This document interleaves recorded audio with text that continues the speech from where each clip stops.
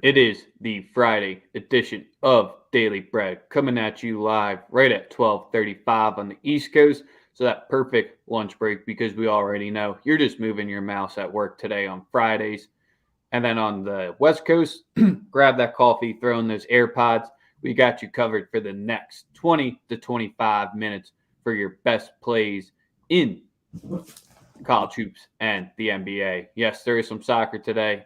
Not really loving anything. We got a full weekend slate tomorrow. So you already know to be jumping into the Diamond Club. It's rolling down at the bottom to get Andy, my plays, Sosa's, and spin docs for all the sports this weekend from golf to tennis to NBA to NHL. Got you covered on all fronts with that weekend deal. As usual, we're live on Daily Bread Media on Twitter and on YouTube. So make sure to give a like, a retweet, and a sub. We got our man Cassius. It's been a minute since here. He was our baseball guy, White Sox fan. Can never forget that. Pretty sure he's a Bulls guy as well if he's a White Sox fan. Unless he's a city mixer like Sosa. We got Leslie. I don't know if she's a first time, but if it's your first time, what's up with us? Leslie said they're taking the misses out. So Leslie's a man or a woman's name. Keep that very, I didn't get to that comment yet. My bad. But first time with us, we appreciate you rocking with us. Sosa, how you doing today? Man, I'm feeling all right. Andrew Wiggins decided to take the first half of the game off yesterday, and I'm trying to think what else. Yeah, that was really it. Everything else, just bad beats. Andre Drummond probably won't be getting my money again for a bit until Kyrie and KD are playing, so that he can just sit in the background and get rebounds. He's ass. That man sucks unless he's got a star next to him or in front of him or next to him or whatever the fuck you want to say. But yeah, DeRozan's on flamethrower mode right now. And then Book. Are we going to see point Book now? Double. That was at above plus 300 last night. So if any of you were rocking with that, no campaign in the lineup yet. I think he could be returning today potentially. So that's kind of where, if you were on Book's assist last night, great read by you since he went full point Booker last night.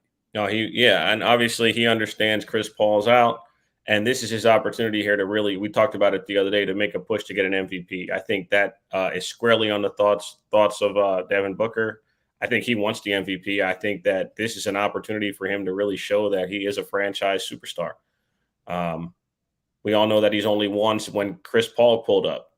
This is an awesome opportunity for him to take the reins and be the franchise superstar that we all think and believe him to be. But yeah, shout out to him last night. Obviously, also temper your expectations just a tad bit. It was Oklahoma City, and DeAndre Ayton just was absolutely terrible. So thank God Book was able to handle business. It was Oklahoma City also. And we also do fade teams usually when their star comes back. Shai Gilly came back last night. They didn't win. He did play well, though. And Giddey went over his points. We were talking about that yesterday, too. Giddey did a good job of getting over the number.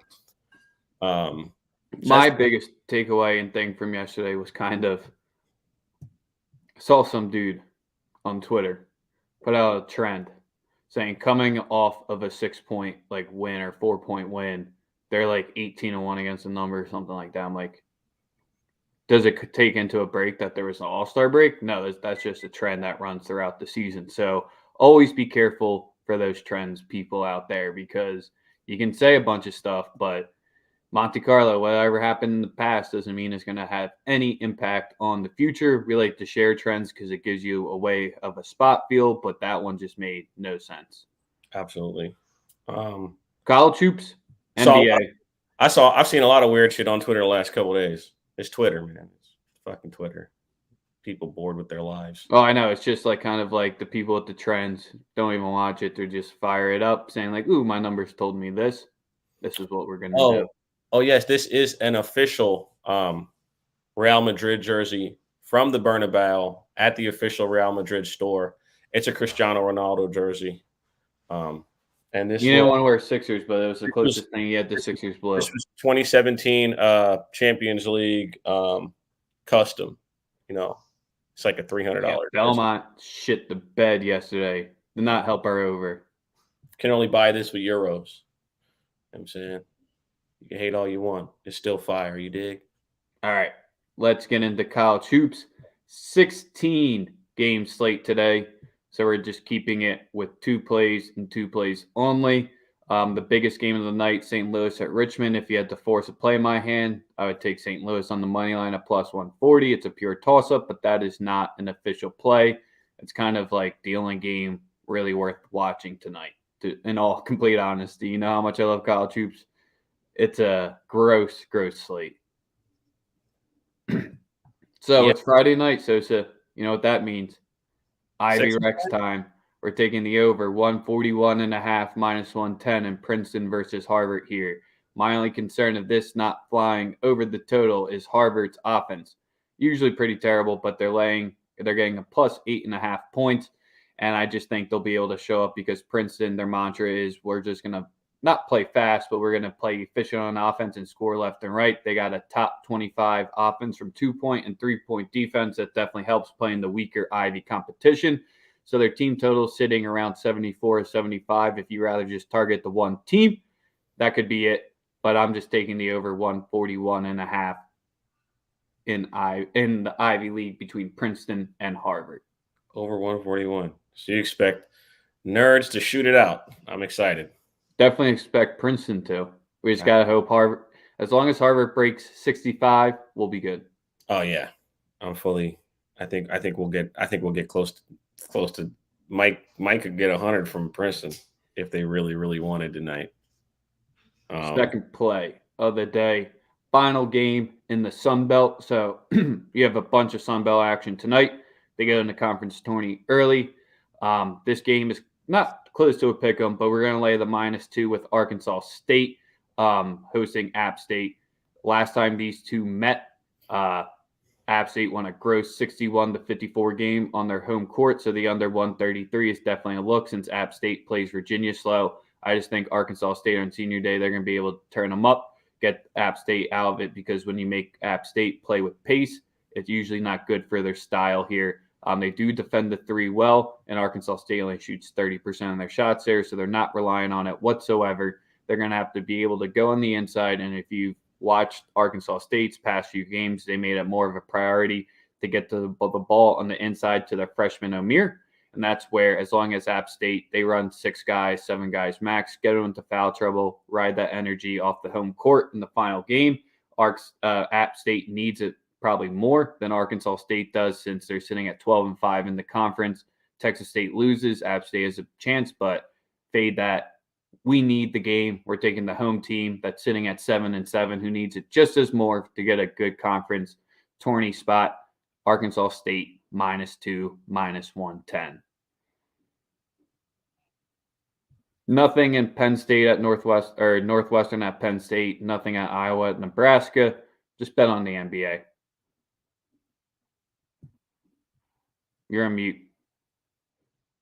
So you'd lean Penn State just because they're just a different team at home. They play so much better at the crib. They really do. I don't Northwestern is. I wouldn't touch it, but if I were leaning one way or the other, I would. Northwestern's offense can just open this up. It's really all it is, because Penn State usually doesn't have the horses. I mean, they've shining out their way. How much more lucky can Penn State get at home? But yeah, Jer likes Northwestern. I like it. Yeah. All right, so it's NBA time. NBA, man. First game we're going to go to is the Toronto Raptors at the Charlotte Hornets. This team played a couple of weeks ago. And, obviously we've seen this Charlotte team just give it up to power forwards, centers. They're terrible rebounding the ball. They give up a shit ton of points in the paint. The number one guy I would target prop-wise is Pascal Siakam. Pascal to get a double-double, juiced at -130. His points are at 22.5 at -116. But the play that I really love, those are just 2 plays that I'm leaning towards. The play that I love in this game is the over 226.5. I think both teams come out and give it up. offensively. I think we get a nice track meet, lots of threes, lots of big shooting from both sides, over 226 in the Toronto Raptors Charlotte Hornets game. My biggest question in this one is, why isn't only Toronto -2? I mean, they match up very well. I mean, Toronto's obviously been playing their best ball That's where it's like, do you stay hot outside of the All-Star break? Just because my numbers make this more of like a 5 to 6 point spread, even though Toronto's on the road. And road games where the total's at 220, they're 5-1 ATS in these spots, 5-1 overall straight up. So that's kind of where you might have to pay a little juice. It's tough not to take the Raptors tonight, in my opinion.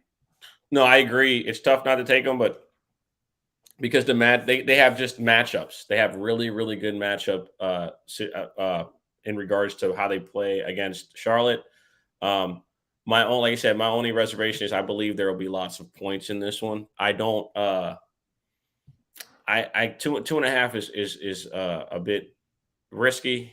It's very, very, very sharp. I personally, like I said, I expect lots of points. The game could literally go either way, in my opinion. And if it doesn't go Charlotte's way, they'll get their asses whooped. Yeah, because the next game that we're going to completely breeze through here, it's another spot where not one of my plays tonight, but I don't know if the Vegas or what the books are telling you. I want to take the Spurs -3 on the road too, going into Washington. But it's just another spot where it just seems trappy. Vegas is telling you, come give us your money again.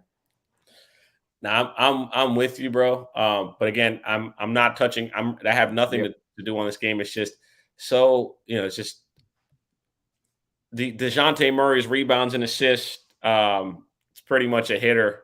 I mean, the dude's a fucking triple-double entering the gym every week, every night. So that would be like the one lane I would take from there. So what game do you want to get into where you maybe have your next play? total double-double as well, man. The next game I want to get into before we get into the best game of the night is in the Miami Heat New York Knicks game. The number's at 212. People keep talking about Miami's defense. Miami actually has gone over second most in any team in basketball, and 34-25, and partially because their number's been mispriced because of expectation of them being this really good defensive team. Now they're playing the Knicks. I think the Knicks are going to give it up, and I think that that Miami does the same. So I personally do believe that the game goes over. I got it over 211 and over 211. It's up to 212 right now, but I still like the number over 212. Miami versus the Knicks -110. That's my favorite. Like I said, that's my favorite look in this one. Once again, I kind of was more tempted to take the Knicks here because I think this might be one of the few last times that you can take them because they're on this horrible losing skid right now. They've won 3 times in the past, since January 17th here. Not a good time after the big expectations. This is like their one potential show up game or just completely pack it in. I know that's too general to say, but something tells me that the Knicks do show up tonight, but Miami can just run them out if they decide it. Yeah, I'm not inclined to take the Knicks. They be on that bullshit if we keep it in G. Bam double in a win. I couldn't talk you off it. Yeah, I couldn't talk you off anything with him. I do. Let's go to the Sixers at Minnesota. Hold on. I got one more. I got one prop other than that, and that comes in the New Orleans versus Phoenix Suns game. I like Brandon Ingram over 20.5 points at -102. Should have been an all-star. I think this New Orleans team is primed to make a little run here in the second half to try and get after it. We kind of talked about them yesterday. I think it starts tonight. I think Ingram goes off for 20 over 20.5 at -102. I love the number. And I think CJ McCollum's assist is also a really good look. I lean that way 100%. I think it's at 6.5. I like the number. I think that he's a great fit with what they have in New Orleans.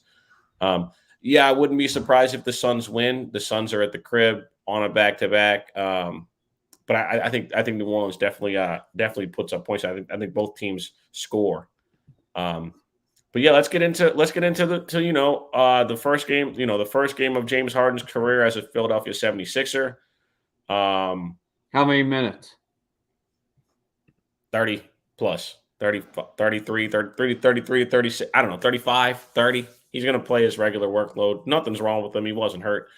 And I don't think so, at least. I think he plays, and he plays well. I'm just super excited, man. I'm extremely excited to see a James Harden and Embiid pick and roll. It's something we've talked about happening for such a long time at this point, because it's really, really cool to to prognosticate and think, it's going to be like this easy transition, because it should be. I mean, if we watch basketball, you've got two guys that you really can't guard. They're extremely insane when it comes to scoring the ball. We've never seen James Harden in a situation like this where he had a dominant big. He's always had big guys that cut to the basket or that are lob players, but he's never had an actual superstar big man that game could possibly mesh and actually complement his to that extent. He's always played with perimeter players that were volume scorers. This is something that no one ever fucking takes into context. But now he's in Philly. He's got the big. He's got the superstar center, the guy who can play on the block, who can play in pick and pop. And again, I love Kevin Durant, but he's not Kevin Durant is not the dominant force that Joel Embiid is right now at his age. He's just not. And I love KD, best scorer I ever seen. But when you pair a James Harden with his craftiness, ability to make other people better, with a guy who can go get you 40, best of luck. It's going to be pretty to watch. I like the Sixers tonight -2, -110. I also like the Sixers. I also like the Sixers team total tonight. Thing is, I can't. So my biggest thing, and we were joking around and hit on it last night. Joel just goes nuts every time he faces Cat, and Triple J got him into 5 fouls last night. Cat was riding the bench for a decent amount of that game because of his foul trouble, back-to-backs, and now you got Joel coming in. I wouldn't be surprised if Cat puts himself on the injury report before tip. Well, obviously I was at the first game. We lost because D'Angelo Russell just decided to go nuclear in the fourth quarter and overtime. And boy, he fucking killed last night. My goodness. Last night he was outstanding. 20 points in the fourth, went crazy. I wouldn't be surprised to see him go off again tonight because we still can't guard guards. Yeah, I wouldn't be surprised to see him play well. I wouldn't be surprised. Because it's only 19.5, -125. Yeah, I also wouldn't be surprised if Anthony Edwards decided to get his head out of his ass. See, the thing is, that's the thing. I could be a fan of somebody, right? I could be a fan, but I'm very objective when it comes to this shit. Ant-Man has been playing like dog shit. He's been playing bad. He's been inconsistent. The jumper's not there. He's not good catch and shoot right now. Malik Beasley was the reason that they were able to get by last night because Ant was a no-show. Absolute no-show. He can't be doing that. He can't be doing that, and I'll stand by that. But like the two plays that I love the most, Sixers team total over 113.5 at -112, and the Sixers -2 at -110. JoJo is ready to go.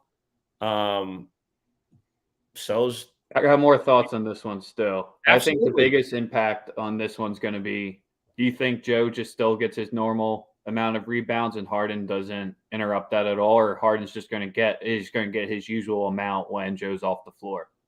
What are you looking for? Because you can get Harden at over 6.5 -135 for boards. I wouldn't touch it first game. I like his assist. I mean, betting James Harden to get 10 assists is like. Well, that's where I was going next. His double doubles -150, his triple doubles plus 650. So that's kind of just where they're telling you. And Joe's double doubles -310. So we're going to be literally seeing walking 20-10s on boards and assists. That's kind of just where I'm looking at the numbers because Joel over 31's calling my name, but it's just kind of where I think in the first game back, Harden's going to be dishing it a lot to Joel to get him his in his first game, show him his respect. And then when he's off the court, you're going to see the Euro step, the whatever the hell you want to see. Once it's just him out there with the bench unit or the it's going to be Tobias, it's also going to be Matisse, interesting. Harden, Maxey, and fucking that's when it's going to be fun. It's going to be so interesting. Obviously, Matisse can't start. There's no way Matisse can start. No, I'm just saying when you get the bench unit out there kind of without Joel and just Harden out there, that's the thing I'm the most excited for because you've seen the Sixers die completely in playoffs because if Joe's not on the court and they didn't have one other player that could score, carry the weight load, that's what Toby was supposed to do, and he couldn't do shit. If James Harden can make Daniel House and Ben McLemore like viable NBA like 3-point shooters, like we'll be fine. It's going to come down to guys making wide open shots because that's what they're going to get. When you're playing with two guys that are this good offensively, you got to have it. You got to have guys that can just hit shots because Joel could go for 12 free throws a night and so could James Harden. So now you have to worry. Now you have to worry about two guys who can get their offense without having to score in live play. That is a huge luxury to have, especially in a playoff series. It changes everything. So, yeah, we're going to see. I'm thankful that we were able to get rid of the Australian who quit, and I'm looking forward to the James Harden era in Philadelphia. It should be a lovely time. I think the window to win a championship is wide open, and I think that we have that ability. I think we have more than enough talent to do so. All right, so my final, as we wrap it up, I didn't give out my NBA play yet. It's coming in the Dallas-Utah game. I'm swung on each way. I've convinced myself to take the Mavs +6, and I've convinced myself to take Utah -6 because our one key angle has always been Utah at the crib, laying less than 10. It's just money.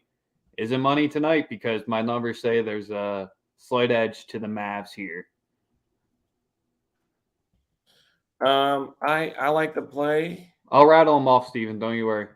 I like the play to an extent, but it's going to be all right. I'll rock with my man, Jer. I wanted to take the Mavs more. Go against the daily bread mantra of the Jazz at home. Let's go. Mavs +6.5 on the road. Steven's on it too. Let's go. We got a daily bread play. Love rocking with the viewers. The two CBB plays were Princeton, Harvard over 141.5 -110, and it was Arkansas State -2 -110. Sixers -2 -110. Toronto versus Charlotte over 226. New York versus Miami over 212, and Brandon Ingram over 20.5 points -102. That's me for today. Tomorrow we'll be live, 10:30 a.m. Same YouTube channel, different Twitter account @PaidForPlay. Make sure to be tapping into there. We'll be running through the huge college basketball slate, the last Saturday one of the last Saturday full slates. I guess technically the last full one because you get conference games next Saturday on top of the regular season. Sunday, Daily Bread coming back at you live. It'll be me and Sosa. We'll be talking about whatever the hell we want to talk about. Anything else? What's the difference between a 4.6 and a 5.0? About 30 to 40 grand, cocksucker.